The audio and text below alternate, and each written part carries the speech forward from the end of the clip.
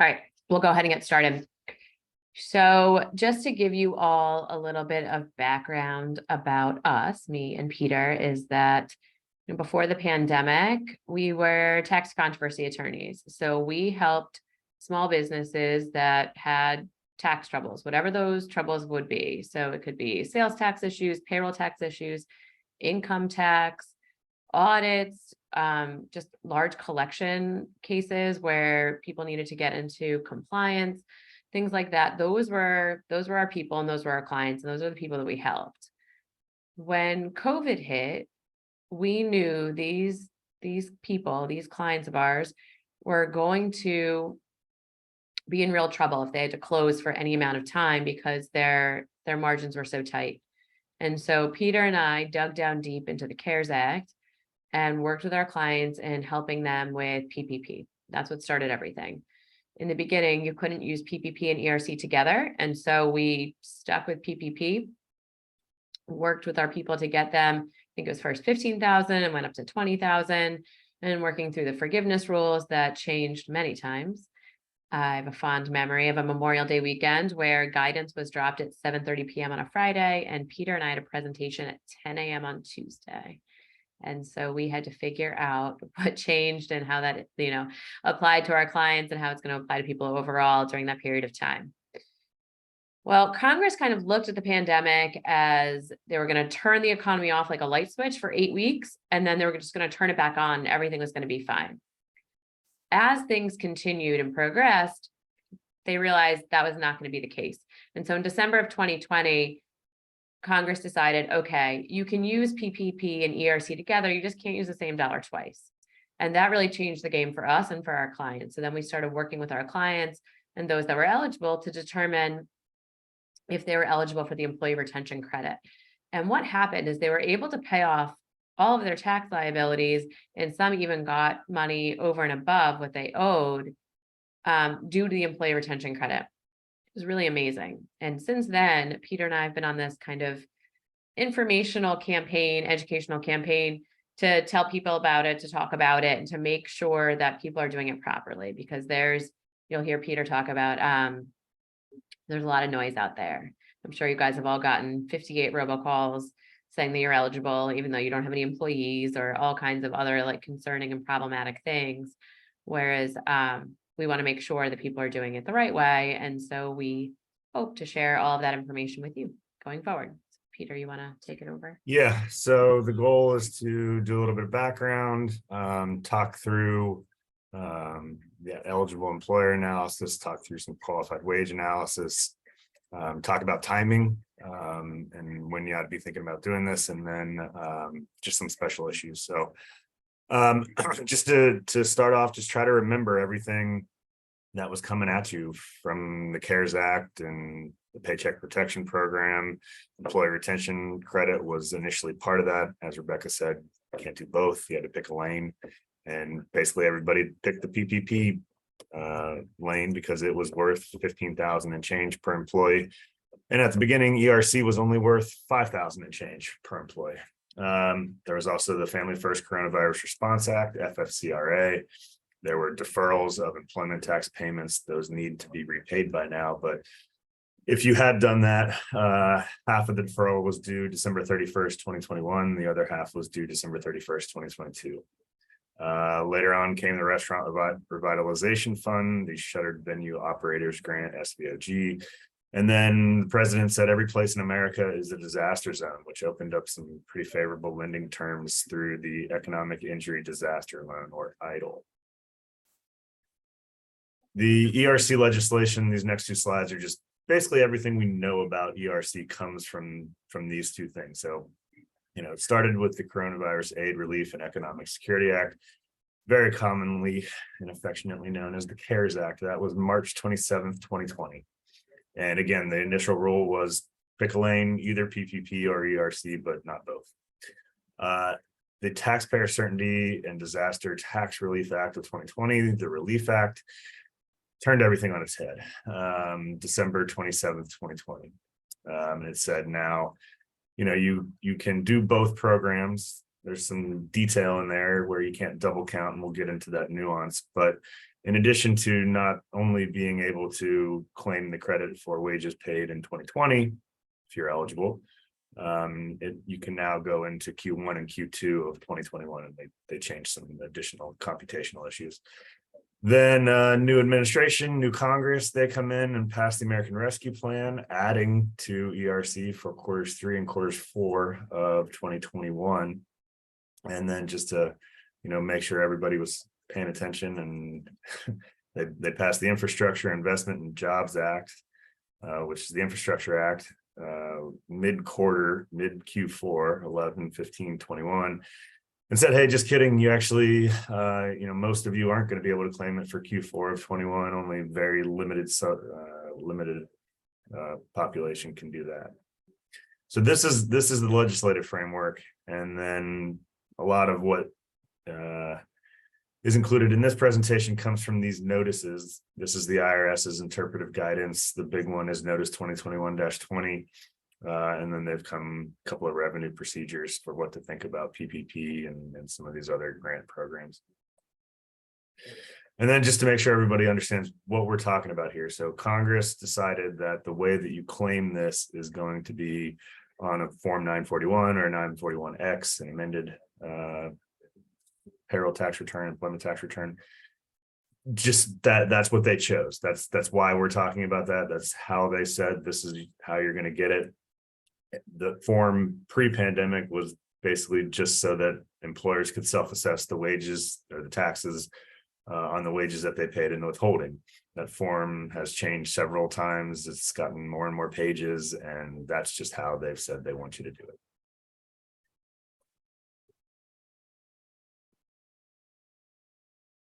Where Peter pauses dramatically to see if I'm paying attention, which I am. Great job.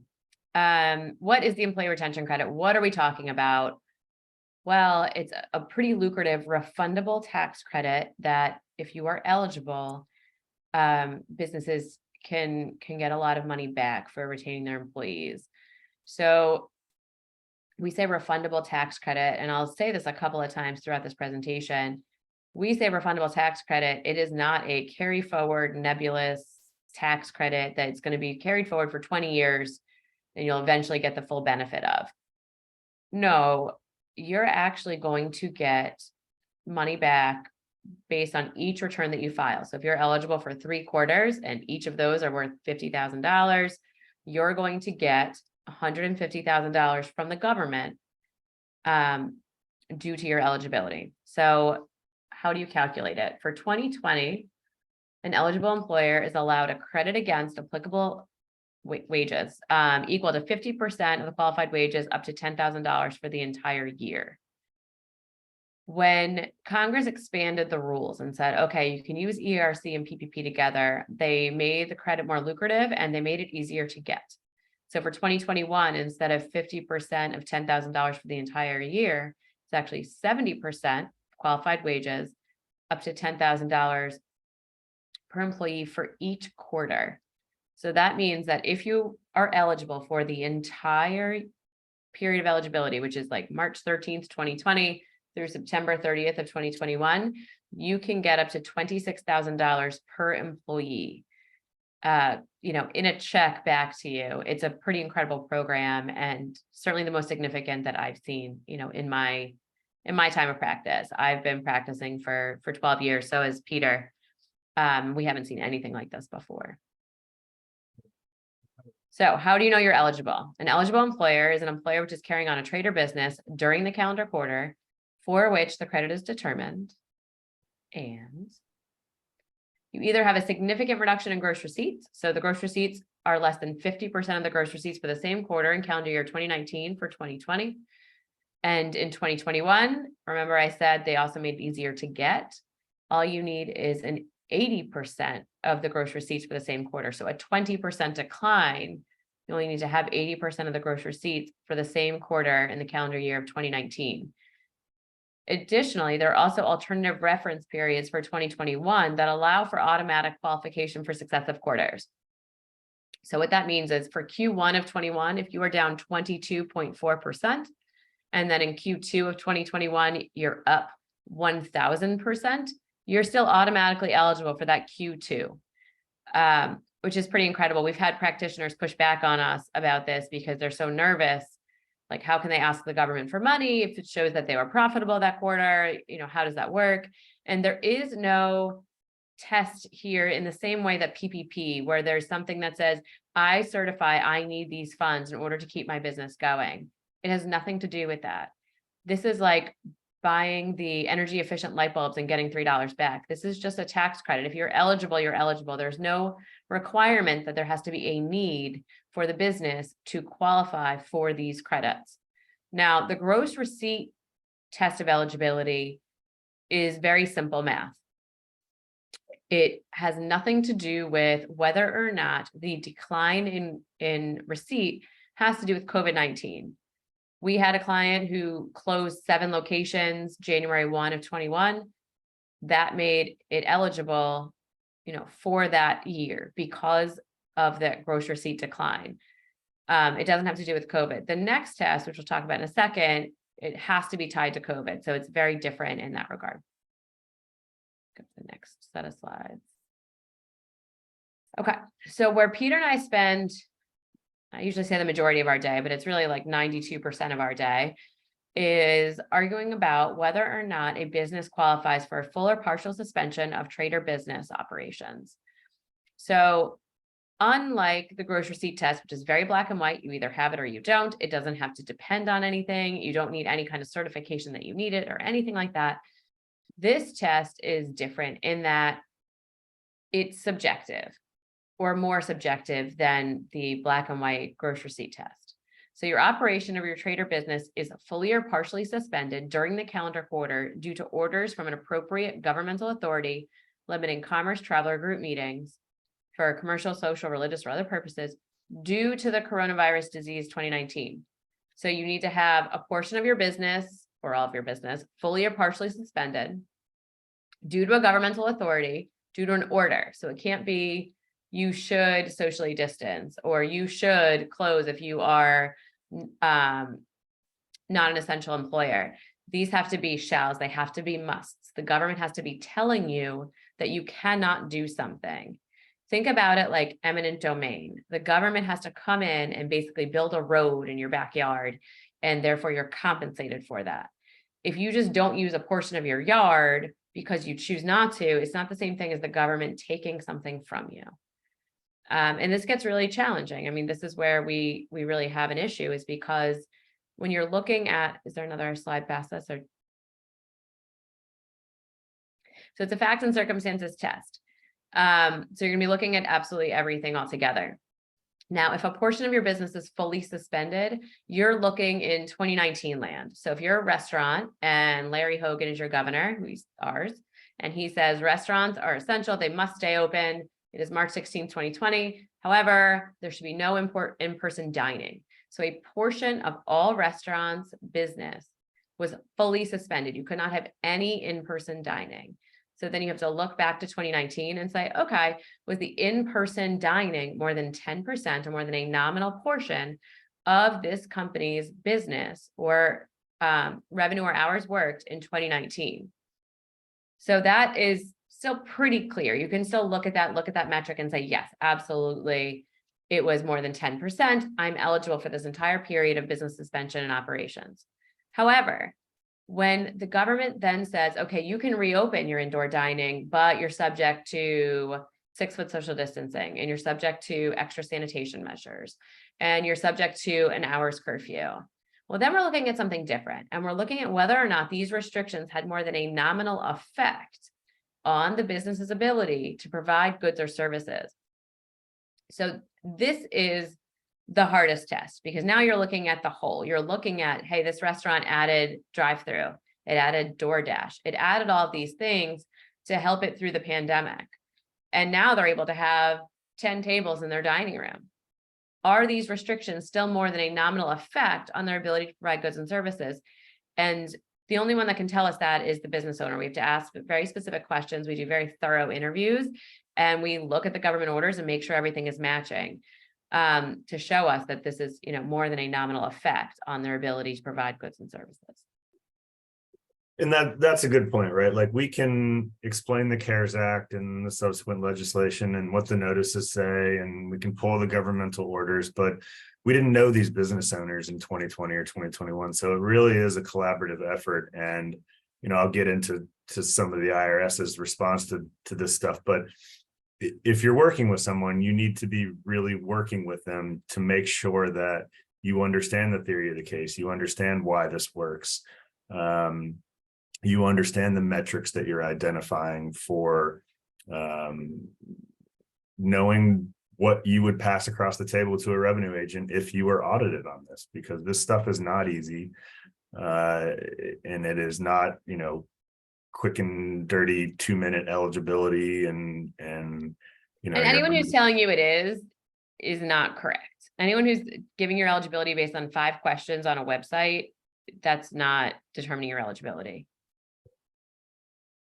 So real quick, there is a third method of eligibility. It is much more limited in scope, applying only to Q3 and Q4 of 2021. It is the only way to be eligible in Q4 of 2021.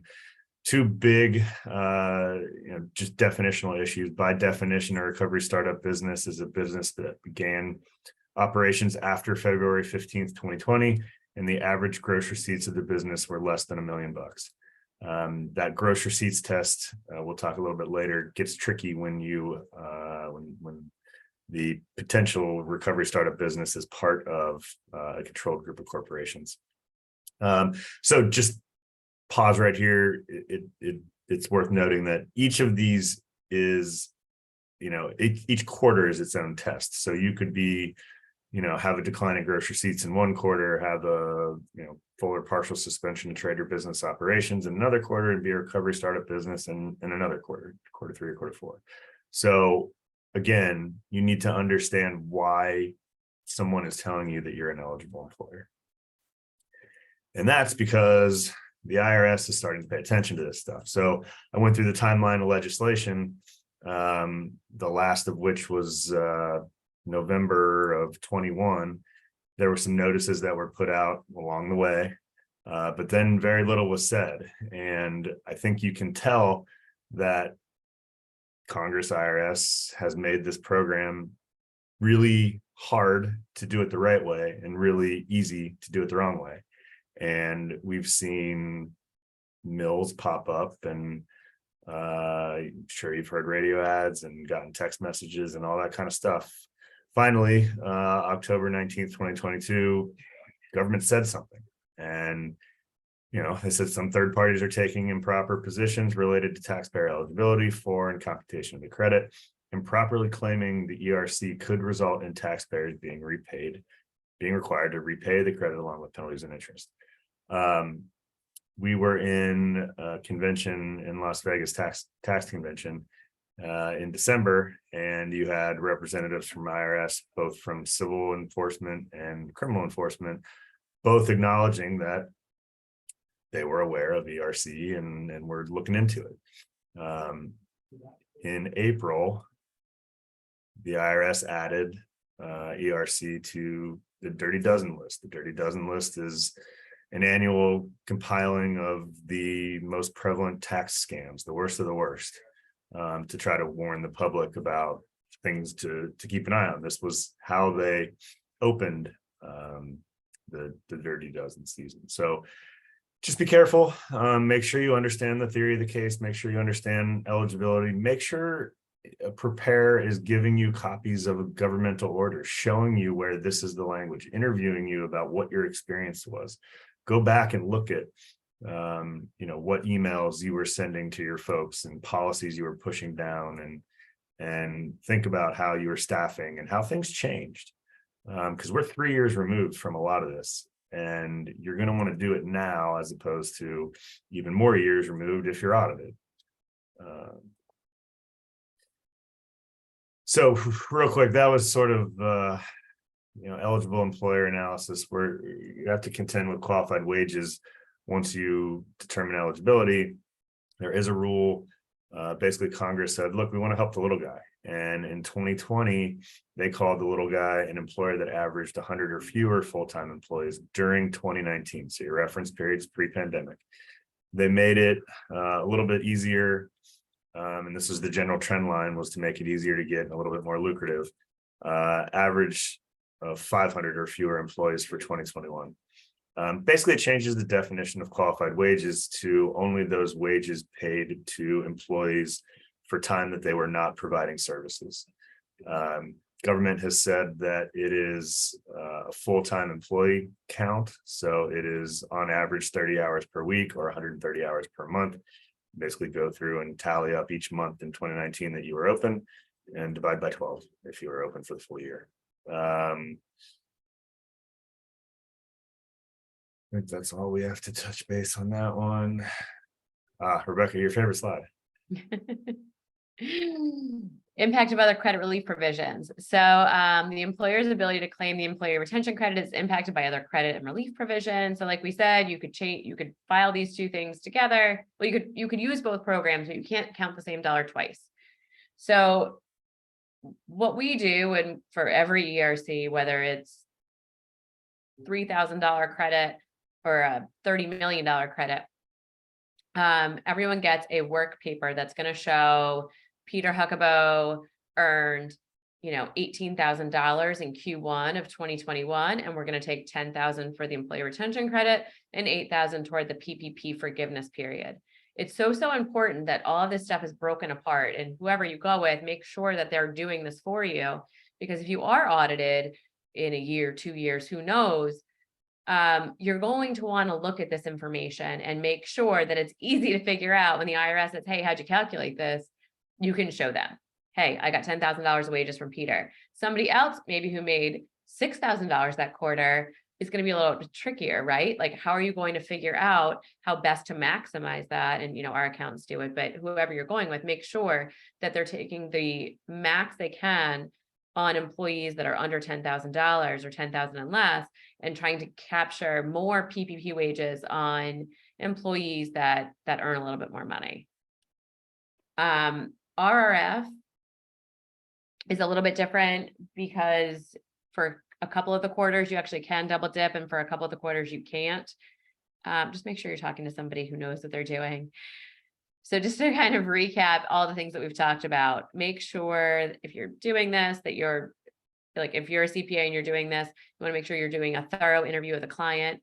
You're making sure that you understand the eligibility, that you've got the government orders.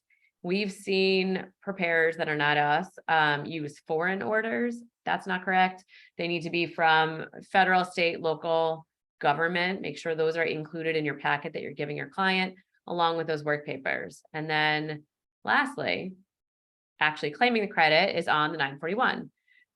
We included that basic information about payroll earlier in the presentation, because once we did this and we got in here and somebody didn't know what we were talking about. So we want to make sure everyone's on the same page. We're claiming this on a 941X. So you're amending your payroll tax returns for each quarter of eligibility. And each of those quarters is going to have a different amount that you're going to be refunded, and you're going to file all of those with the government. Those will come back and you'll get separate refunds. Yeah, I think that's sufficient there. The 941 has never been my favorite form, but it is now 17 times worse because there's FFCRA and ERC and employee like non-employer amount, employer amount is a big pain. Then in addition to those 941s and the government orders and the work papers and all this stuff, you're also going to need this worksheet. The worksheet is not submitted to the government, neither the government orders or any of that. Only the 941s are. But this worksheet is going to show the calculations for each quarter of eligibility. This has to be kept for your records. Keep all of this in a folder. I think we're advising for 5 years. That's our thought at the moment. The reason that because we're starting to see these second looks and people calling us and saying, I've got checks coming, but I'm nervous about this. I mean, you're filing a 5-page amended tax return with 4 to 6 lines filled in, very little information. The government doesn't understand the theory of the case. They don't know, if if you think you qualify based on a significant decline in gross receipts or a full or partial suspension, they have none of that information. This worksheet 1, which isn't even attached in and of itself, starts with a conclusion. So, you know, a lot of the work, the overwhelming majority of the work on the computational side of this is done not on any governmental form. And so they are taking these returns, and as long as they pass the sniff test or there's not computational issues, they're going to issue these refunds. And again, they made it really easy to do it wrong and really hard to do it right. So just keep that in mind. A lot of people are under a misconception that when the government issues the checks, it means they've been approved for ERC, or the government has blessed their return in some way. And that is just not the case. You're going to get these, you're going to get money. People get millions of dollars, and then it's just whether or not you get audited and whether it's correct. So not to scare anyone, but getting the checks alone doesn't mean the IRS has even looked at your claim. They have no idea. Like Peter said, there's no theory of the case on there. Go ahead. You can do statutes. Oh, sorry. I thought this was yours. So timing. I don't know. Move stuff around. All good. Statute of limitation. So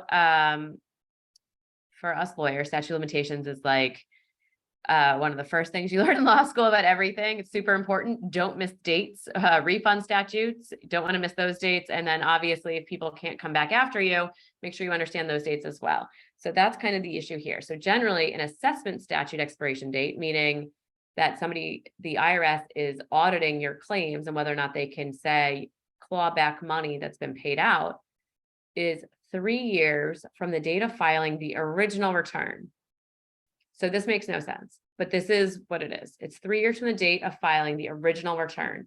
So for timely filed returns that correspond to 2020 calendar quarters, an assessment must occur before April 15th of 2024. Now, for those that are paying attention to the IRS, they really can't start an audit and finish it in 3 months. That's unlikely.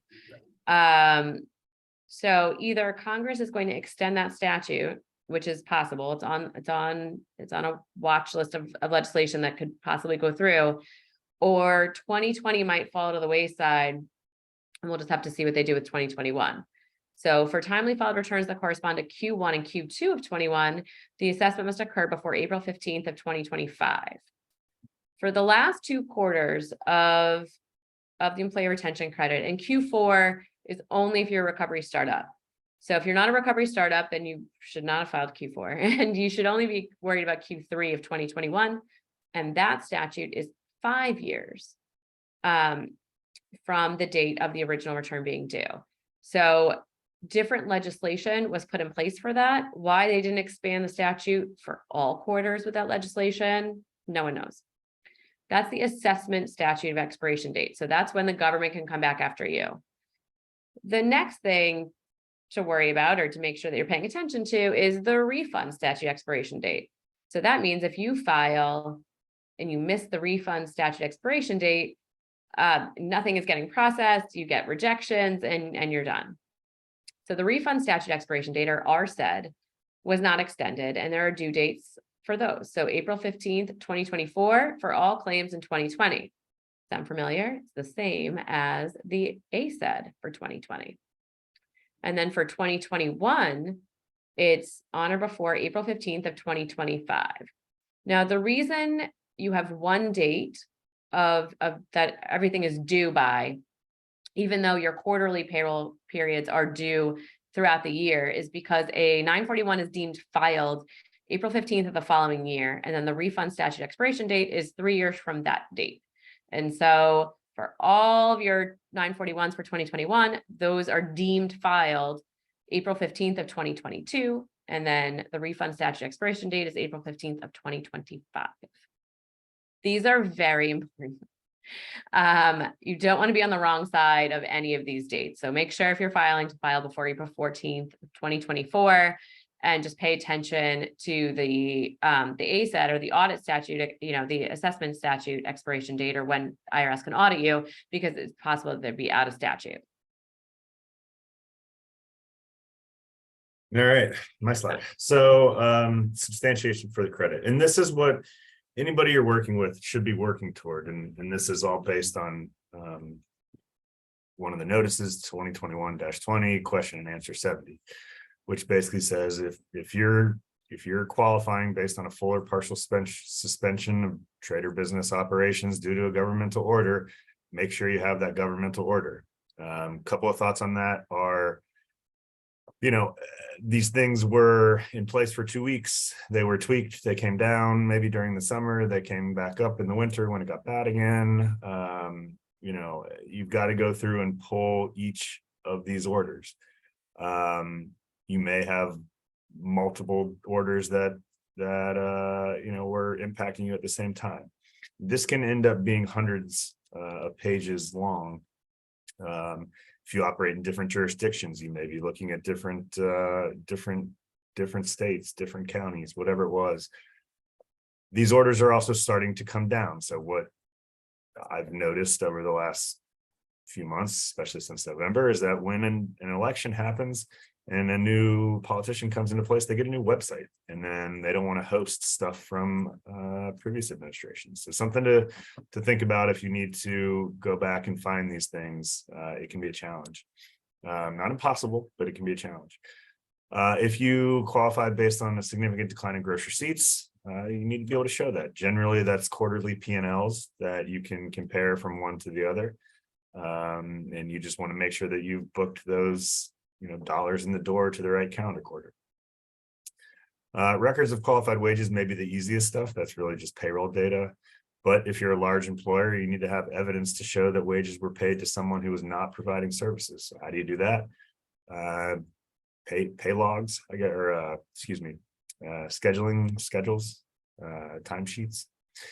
One thing we haven't talked about, documentation of health plan expenses. So health plan expenses fall within the definition of qualified wages. So if you paid to maintain an employee's insurance, you can use that. Really, it comes into play where you're trying to fully maximize that $10,000. Maybe you had some PPP offsets and you could come back and fill it back in with health plan expenses. Documentation of aggregate group employer determination if applicable. We'll talk about controlled groups quickly on the next slide. Copies of Form 7200 submitted to the IRS.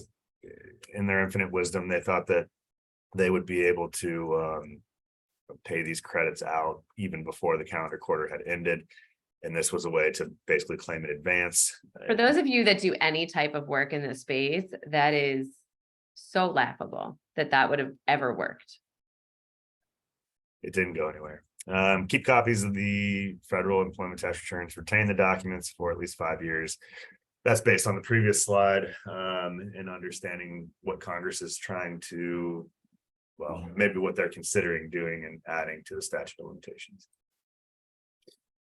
All right, so quickly, there are some catches to this. This is all within the Internal Revenue Code. It's built on existing tax law. Congress references certain code sections in the CARES Act and in the subsequent legislation. Some of the big ones is the idea of controlled groups of corporations and affiliated service groups. It changes the way you think about, your analysis for significant decline in gross receipts, because if I have, a construction company, a restaurant, and a law firm, and the way they're owned, they're all in a, brother sister controlled groups. Well, now I have to consider the receipts for all of them. Method 2, when I'm doing full or partial suspension of trade or business operations, however, it's a little bit different, and I'm concerned about those trade or business operations. So something that is construction company is in a different trade or business than a law firm is in a different trade or business than a restaurant. Number 3, with the recovery startup business, if they are in a controlled group, you have to consider the entire controlled group's average annual receipts. So that $1 million can be harder to stay under if you're dealing with this stuff. Family attribution rules apply in this situation. So you really need to understand parent, brother, sister, siblings. You need to understand children, and there's strange rules if the child is under age 21. That can really jam things up. People look at us weird when we ask, do you have any minor kids? They said no, and I said, well, it's not actually 18, it's 21. why is it? As Congress made a choice that that's the definition. Majority owners, so greater than 50%, not 50-50 situation, but 50% plus one. And deemed owners are close family members. Wages are not considered qualified, so you need to understand who's working in the business. Sole proprietor income is not qualified. This is different than PPP, where people are asking for, net business income, line 31 on a Schedule C. This is not for them, and it makes sense. It's a same situation where a majority owner wages aren't considered qualified. Now, a sole prop can still have wages. It's just not on the owner. If you acquired a business during the pandemic, or you had a client that did, and you're looking at this, just know that there's unique rules and a safe harbor related to what to think about the significant decline in gross receipts for that person. Household employers, so Schedule H, are not eligible. And then the biggest catch of all, make sure that, when you analyze this and understand its value to you, make sure that you understand that you're going to have to pay tax on this. So it's not a situation where you're booking it to an income account for 2023 or 2024 or 2025. Whenever you get the checks, you are actually going back and reducing the amount of the deduction claimed for the wages that are attributable to the credit. So that's the operation principle, similar to Code Section 280CA. That said, it's still worth it. In many circumstances, you can see how these numbers add up very quickly. And so, okay, you turn around and you have to pay tax on it, but there's trade-offs there. Nobody's telling you what to do with this money once you get it. You've already done all the things to make you eligible, and you've already paid the wages. You got to go back and pay tax, but the way these credits add up, it's still worth it.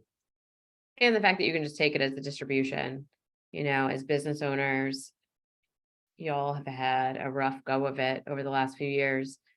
This can kind of help pay you back for any personal funds you put into the business, or, just working 22 hours a day, that kind of thing. It can help, build you back up more so than the company. Does anyone have any questions?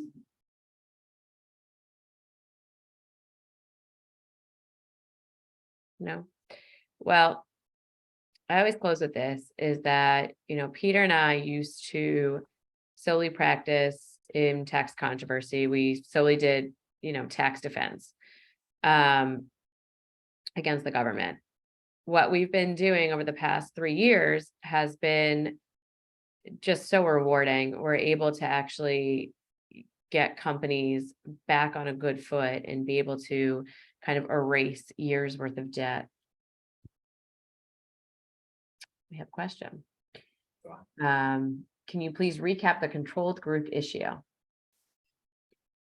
Yeah. So controlled groups and affiliated service groups. If you have one, you identify a controlled group or an affiliated service group, it's going to be considered a single employer for purposes of the credit. So controlled groups are parent subsidiaries where a parent owns more than 50%. A brother-sister controlled group exists where you have both a controlling interest and effective control. So controlling interest, you need to have 5 or fewer individuals who own at least 80% of the stock.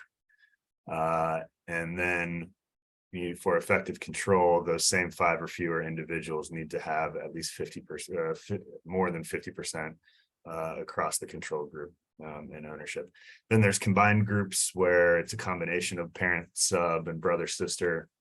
Affiliated service groups are, management companies and situations where first service organizations are providing services. Basically, you have situations where, section 52, 1563, 414, they're legislating around the idea that someone could get too cute and paper the file in a way to benefit management or owners to the detriment of lower paid workers. So 414 is generally to qualified plans, and 52 is dealing with credits and things like that.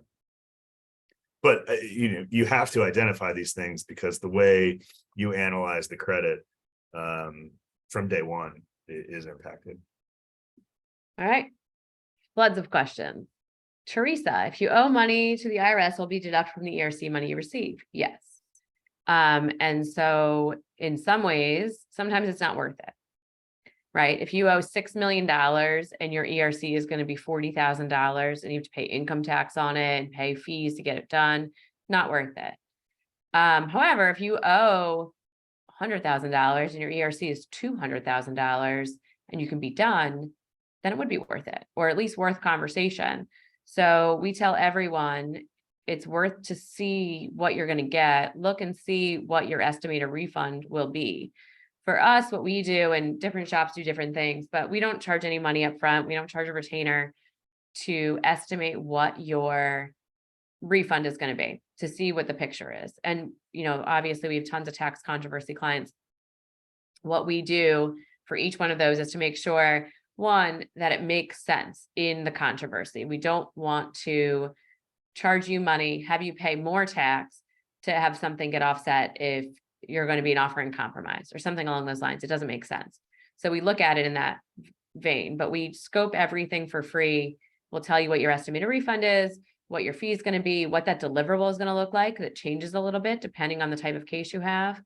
But for us, every single case gets a legal writing. It may not be a legal memorandum, but everyone gets a legal writing, government orders, work papers, 941s, to make sure that everyone's all on the same page before those returns are filed. Hope that answered that question. And then the next question, is it allowed if the business counts the refunded amount of revenue as revenue drop if some revenue of 2021 is refunded back in 2022 instead of 2021, or is this a big legal risk? The way you're calculating your revenue decline is based on your method of accounting. And so if you're a cash operator, then you just are looking at the cash. You don't get to count it later because that would be subtracted later on. And if you're accrual, you would want to be consistent with that. As long as you're consistent with the tax method of accounting, you can look at those types of declines and make a determination of whether or not you're eligible. Anyone else? Jeff, yes. Can you please touch base on the automatic qualification based on the prior quarter? Sure. Peter will take that one. Sure. So it's just statutory. It says that you can use an alternative reference period, which it defines as the immediately preceding calendar quarter, to test qualification for that subsequent calendar quarter. So the example Rebecca gave was testing for Q2 2021. Is this company eligible? It had 1,000% increase in gross receipts. Therefore, on the normal rule, it does not. However, it can go and look at the analysis for the immediately preceding calendar quarter, Q1 2021. So now I'm taking Q1 2019, comparing Q1 2021. If I had more than a 20% decline, now Q2 is eligible. So it's very mechanical. You're always referencing 19 to 20 or 19 to 21. It's not changing that. It's just allowing for use of an alternative quarter. This is somewhat similar to the way 2020 worked, although mechanically the language used to describe it was different. So 2020 said you become eligible if you have a 50% decline, and you remain eligible until the calendar quarter after the calendar quarter when your gross receipts pop back up above. Yes, whoever wrote these rules could really just take a lesson. There's terrible grammar, terrible writing in there. The quarter after the quarter is awful. Pop back above 80%. So if you had a 50% decline in Q2 when the world came to a halt, but then in Q3 of 2020, you had 1,000% increase, you're still eligible until you tick over from Q3 to Q4. So it's really providing for the same rule. The interesting scenario is where you can use the alternative quarter election, and even if you didn't have the eligibility in Q4 because you needed 50% or whatever, if you had 20% decline, you could use that to qualify Q1 of 21. Another question. This is great. Is it possible the debt ceiling talk can end the ERC program this month? No, I don't think. I don't think. Yeah, I mean, people asked me with the infrastructure bill if it was possible to retroactively end a credit that they've already started getting, and I said, I don't think, and I was incorrect. So take that for what it will, but I don't see how that, how you could do that. Yeah, I mean, legally, I think it's possible to retroactively change something in the same way that they're retroactively changing the statute of limitations, or at least considering it. I just don't know if there's the political will for both parties to get together on much of anything these days. And I think that Especially on this, taking money away from a business owner is pretty, like, that's a pretty purple issue. Was it Kristen Hillebrand? Yeah, who just asked Congress, or just asked the IRS rather, to inform her why, it's taking so long to get these claims processed, because it's taking a long time. And, she's saying it's like unfair to business owners that they're waiting, as long as they're waiting. What was the number that you had? As of a couple of weeks ago, they are 961,000 returns behind. That is stacked on amended returns behind, and that's stacked on top of 150,000 original returns that have to be processed before the amended returns can be processed. The commissioner testified a month or so ago that he thinks they can get through 40,000 of these a week. See, We haven't seen it. Yeah. It's taking a while. One more question. I love it. What do you think is the application deadline for the ERC program? So when I talked about the RSED, so you're not applying, right? You're filing an amended tax return to obtain a tax credit, a refundable tax credit, but you need to do it within the refund statute expiration date. So April 15th of 2024 is the date you're looking at to file 2020 by, and you might as well just file 2021 by then too, then you're safe. But if you only have 2021, then you've got another year. So April 15th of 2025.